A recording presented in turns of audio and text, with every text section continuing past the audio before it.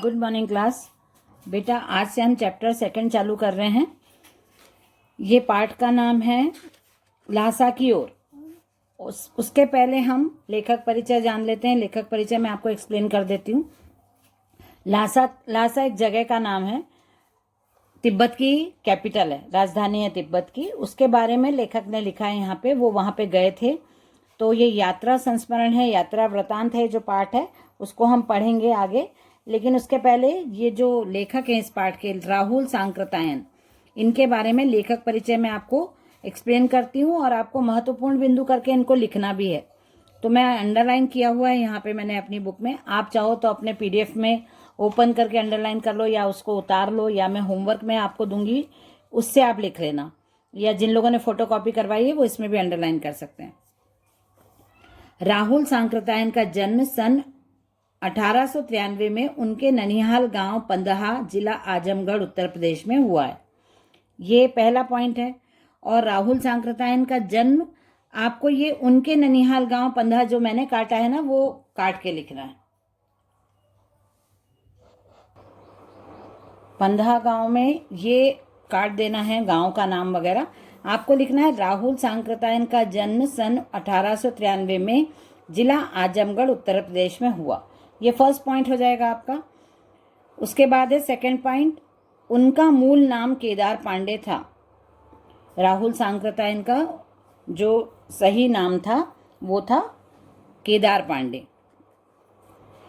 और उन्होंने काशी, आगरा, लाहौर उनकी शिक्षा हुई थी।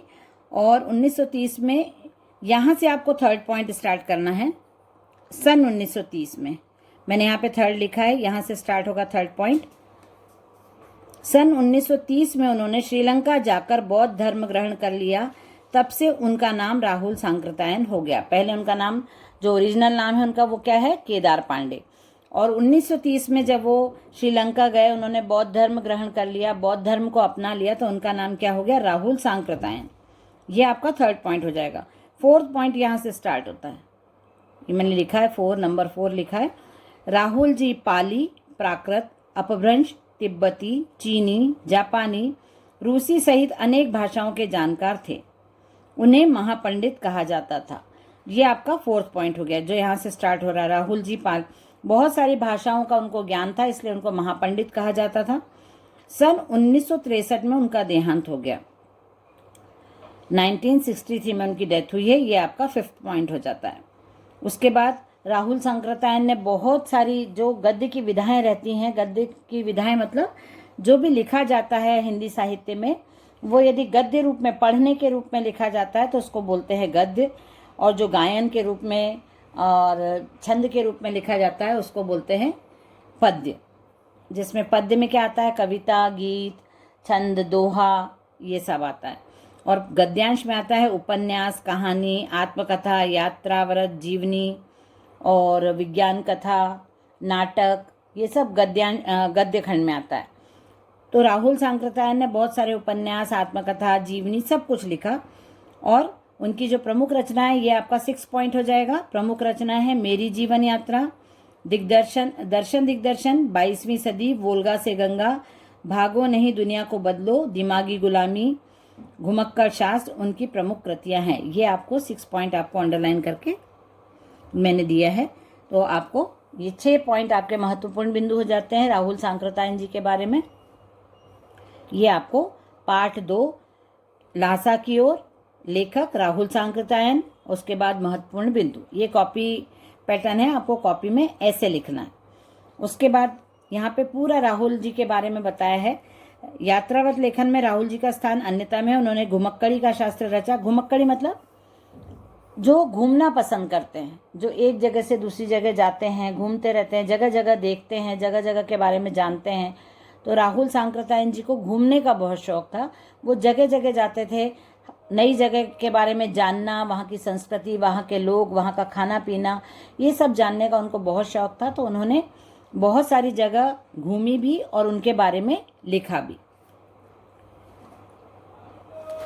पेज नंबर 24, अभी हमने पेज नंबर 23 मैंने आपको एक्सप्लेन किया था, अब है पेज नंबर 24। पेज नंबर 24 में अब यहाँ पेज नंबर 24 पे जो पाठ हम पढ़ेंगे उसके विषय में थोड़ा सा दिया है। संकलित अंश राहुल जी की प्रथम तिब्बत यात्रा से लिया गया है, जो उन्होंने सन 1929-30 में नेपाल के रास्ते से की थी। पहले नेपाल मतलब पहले तिब्बत जाना इतना इजी नहीं था कि डायरेक्ट आप तिब्बत उठे और चले गए। पहले आपको मतलब भारतीयों को या तिब्बत यात्रा की अनुमति नहीं थी, भारतीयों को एकदम से जा नहीं सकते थे। इसलिए उन्होंने यह यात्रा एक भिकमंगे के छद्मवेश में की थी। भिकमंगे मतलब भिकारी, और छद्मवेश मतलब भिकारी का वेश धारण करना, झूठा वेश धारण करना, जो आप हो उसके बजाय दूसरा आप वेश धारण कर लेना, दूसरा बन जाना। तो उन्होंने भिकारी का एक गेटअप लिया था और भिकारी जैसे वेशभूषा धारण करके फिर वो नेपाल के रास्ते तिब्बत गए थे। इसमें तिब्बत की राजधानी ल्हासा की ओर जाने वाले दुर्गम रास्तों का वर्णन उन्होंने बहुत ही रोचक शैली में किया है। इस यात्रा वृतांत से हमें उस समय के तिब्बती समाज के बारे में भी जानकारी मिलती है। जब हम पढ़ेंगे तो तिब्बत के बारे में या तिब्बत के जाने वाले जो रास्ते हैं वो कितने कठिन हैं, ये सब जानकारी लेखक ने इस पाठ में दी है। और तिब्बत की संस्कृति, लोगों के बारे में, वहाँ के खाने पीने के बारे में, वहाँ जो भी उनका अनुभव हुआ तिब्बत जाके, वो उन्होंने इस पाठ में दिया है। तो वो हम पढ़ेंगे। और उन्होंने ये यात्रा कब की थी? 1929-1930 में नेपाल के रास्ते गए थे वो। डायरेक्ट तिब्बत जाना भारतीयों के लिए अलाउ नहीं था उस समय। अभी तो सब हम आराम से कहीं भी आना जाना कर सकते हैं, लेकिन उस समय बंदिश थी, उस समय रोक थी। इसलिए वो उन्होंने भिखारी का वेश बनाया और नेपाल के थ्रू वो लोग, नेपाल के रास्ते से वो तिब्बत तक गए थे। अब हम पढ़ते हैं पाठ का। पेज नंबर 25 है ये, ल्हासा की ओर। अब मैं आपको सबसे पहले बता दूं, मैंने यहाँ पे लिखा है यात्रा संस्मरण, या आप लिख सकते हो यात्रा वृतांत। इसको आप लिखो यात्रा वृतांत, संस्मरण नहीं लिखेंगे हम इसको लिखेंगे यात्रा वृतांत। क्योंकि ये आपसे कोई भी जैसे बोर्ड में क्वेश्चंस ऐसे ही आते हैं कि किसी भी पाठ का नाम लिया जाता है, बोर्ड में कभी भी पूछा जाता है कि कोई भी पाठ का नाम लिया जाता है, जैसे दो बैलों की कथा, तो क्वेश्चन आ सकता है कि दो बैलों की कथा पाठ किस विधा पर आधारित है, या पाठ दो बैलों की कथा की विधा क्या है। तो आप कैसे बताओगे? इसीलिए आपको पता होना चाहिए कि कौन सा पाठ कविता है, कौन सा पाठ कहानी है, कौन सा पाठ नाटक है, कौन सा पाठ एकांकी है, कौन सा पाठ यात्रा का वर्णन है या संस्मरण है। संस्मरण मतलब याद, किसी की याद में लिखा गया पाठ या किसी की याद में लिखा गया कविता, उसको यात्रा मतलब उसको संस्मरण बोलेंगे।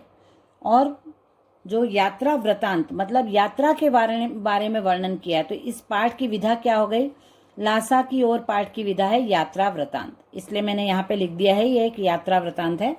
और यहाँ पे भी देखो लिखा हुआ है, इस यात्रा वृतांत से हमें मतलब ये पाठ जो लिखा गया है वो यात्रा वृतांत लिखा गया है, यात्रा के बारे में है, इसलिए इस पाठ की विधा क्या हो गई? यात्रा वृतांत। और दो बैलों की कथा क्या है? कहानी, इसलिए उसकी विधा क्या हो गई? कहानी। दो बैलों की कथा पाठ की विधा है कहानी। तो ये यात्रा वृतांत है जो लेखक ने अपनी यात्रा का अनुभव लिखा है इस पाठ में, वो हम पढ़ेंगे। वह नेपाल से तिब्बत जाने का मुख्य रास्ता है। फरी कलिंगपोंग का रास्ता जब नहीं खुला था तो नेपाल ही नहीं, हिंदुस्तान की भी चीजें इसी रास्ते तिब्बत जाया करती थी। यह व्यापारिक ही नहीं, सैनिक रास्ता भी था, इसलिए जगह जगह फौजी चौकियां और किले बने हुए हैं। अब जब लेखक वहां जाने लगे तब उनको पता चला कि ये रास्ता नेपाल से तिब्बत तक जाने का मेन रोड है या मुख्य रास्ता ही यही है।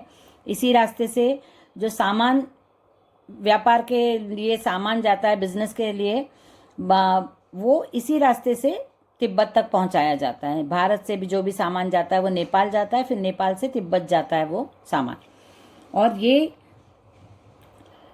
ये रास्ता सैनिकों के लिए भी, जगह जगह यहाँ ही से सैनिक आना जाना करते हैं। चीनी सेना जो आना जाना करती है वो वहाँ पे सैनिकों के जगह जगह रहने की चौकियाँ बनी हुई, किले बने हुए, जहाँ से वो रुकती हैं और वहाँ रहती हैं और फिर आगे बढ़ती हैं। आजकल बहुत से फौजी मकान गिर चुके हैं। दुर्ग के किसी भाग में जहाँ किसानों ने अपना बसेरा बना लिया है, वहाँ पर कुछ आबाद दिखाई पड़ते हैं। ऐसा ही परित्यक्त एक चीनी किला था, हम वहाँ चाय पीने के लिए ठहरे। मतलब जो किले पहले बने हुए थे वो सब अब खत्म हो गए थे, गिर गए थे, मकान पुराने हो चुके थे। कहीं कहीं किसान रहने लगे थे, जो किले के कुछ कुछ पोर्शन किसानों ने ले लिए थे वहाँ रहने के लिए, जिससे वो खेती वगैरह कर सके वहाँ पे।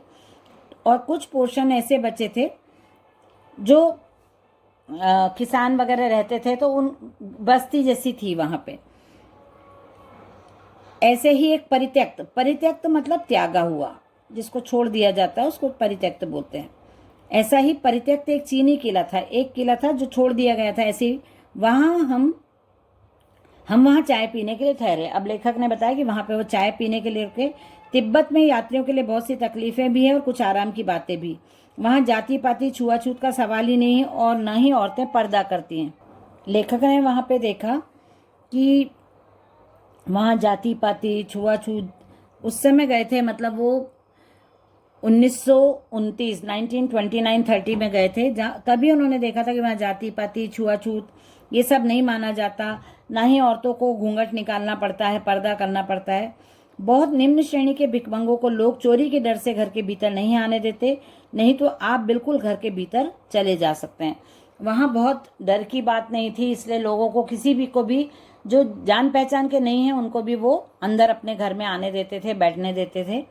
जो बहुत ही ज़्यादा ऐसा व्यक्ति जो बहुत ज़्यादा भिखारी की अवस्था में, ऐसा कि वो शायद कुछ चुरा लेगा, चोरी कर लेगा, ऐसे व्यक्ति को देख के वो उनको परमिशन नहीं देते थे अंदर आने की।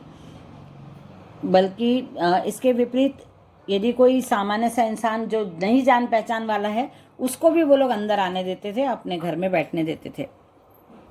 चाहे आप बिल्कुल अपरिचित हो तब भी घर की बहू या सासू को अपनी झोली में से चाय दे सकते हैं। मतलब आप जो अपने साथ सामान ले जाते हो खाने पीने के लिए, जो बनाने के लिए चाय का सामान होता है वो साथ में रखना पड़ता है, तो वो आप चाय का सामान उनको दे दो तो वो आपको चाय बनाकर दे देते हैं। वह आपके लिए उसे पकाकर दे देगी।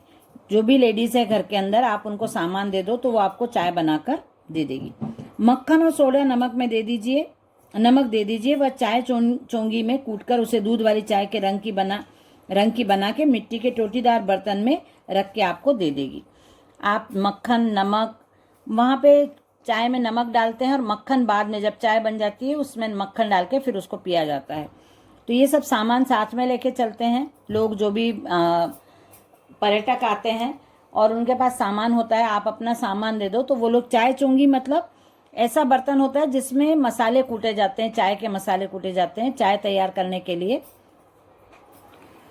उसमें चाय बना देगी और जब चाय का कलर आ जाएगा, चाय वाला जब कलर आ जाएगा, बिना दूध की चाय होती है तो चाय, दूध वाले चाय की जो कलर होता है थोड़ा रेडिश होता है ना, लाल लाल सा, वैसा वो बना के आपको टोटीदार बर्तन, टोटीदार मतलब नल वाला जो बर्तन होता है, जैसे आपने देखा होगा आपके घरों में मटके में नल लगा रहता है, या हम लोग कूल केज रखते हैं, वाटर कूलर जो रखते हैं हम लोग प्लास्टिक के, स्टील के। आपने रेलवे स्टेशन पे चाय मिलते हुए देखी होगी, वो स्टील के रहते हैं, तो उसमें नल लगा होता है। आपको जितना चाहिए आप उस कप में या ग्लास में उतना लेके और नल बंद कर दो तो आपकी चाय बाकी बची हुई उसमें सेफ रहती है।